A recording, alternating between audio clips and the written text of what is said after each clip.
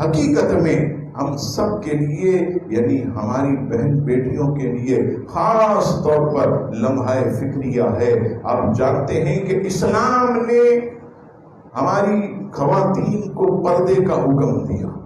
اب کوئی کرے نہ کرے یہ اس کی مرضی۔ اور میں نے پہلے بھی عرض کیا کہ اسلام نے جو پردے کا حکم خواتین کو دیا تو پردے کی برکت سے مسلمان عورت کی عزت کو بڑھا دیا۔ اب جب پردے کا وقت آیا اور یہاں پر خاص طور پر آپ بھی میری بات کی گواہی دیں گے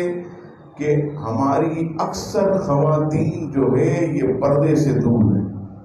وہ سمجھتی ہیں بیچاری کہ ہمیں پیک کر دیا گیا،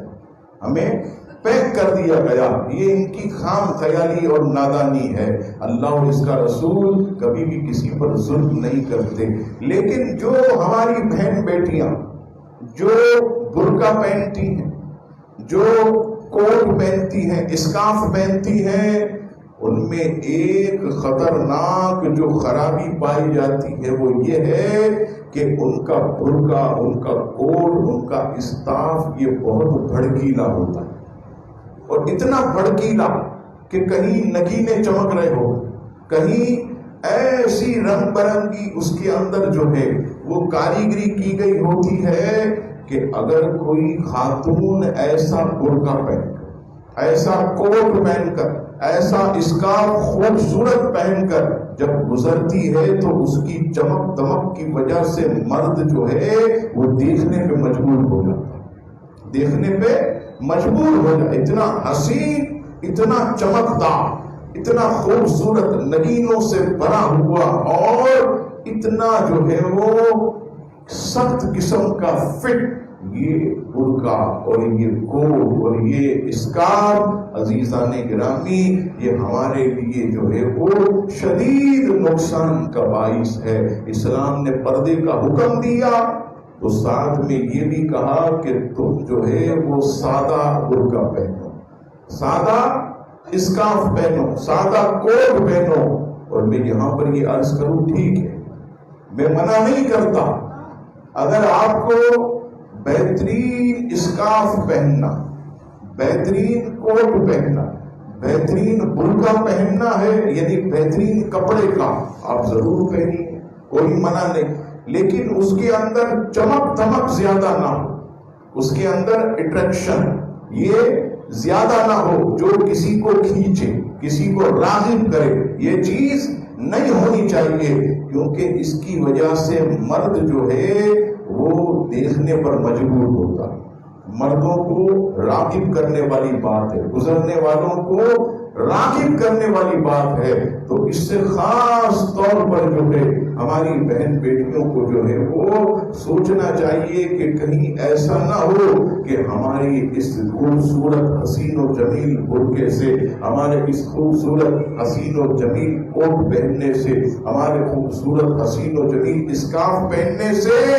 کہیں ایسا نہ ہو کہ کوئی مرد دیکھنے پر مجبور ہو اور ہمیں اس کا گناہ نصیب ہو، ہمیں اس کا گناہ ملے۔ تو اس پر خاص طور پر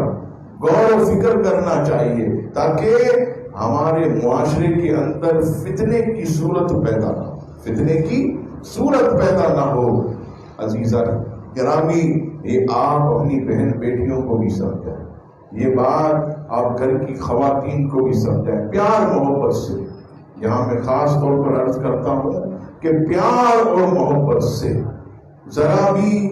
تیز زبان سے نہیں، ذرا بھی غصے سے نہیں، اصلاح کریں آرام سے،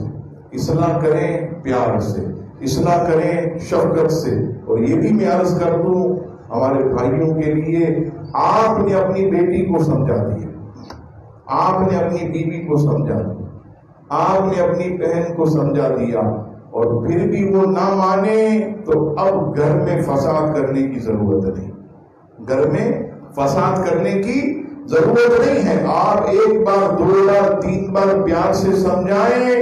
نہیں مانتی اس کو اس کے جو ہے وہ سپرد کر دیں، وہ جانے، اس کا کام جانے۔ ہمارا جو ہے وہ اصلاح کرنا یہ کہیں فساد برپا کرنے والا کام نہیں ہونا چاہیے۔ تو ہمیں 2-3 مرتبہ کہہ دیں، ان کی اصلاح کریں، وہ اگر مان لیتی ہیں تو ٹھیک ہے، ورنہ یہ بھی خرابی ہے کہ گھر کے اندر پھر کیا ہوتا ہے، میں عرض کروں، بیوی بھی ایک طرف، بیٹیاں بھی ایک طرف، سارا گھر ایک طرف، اور سمجھانے والا، اصلاح کرنے والا شوہر بیچارہ اکیلا ہو جاتا، وہ بالکل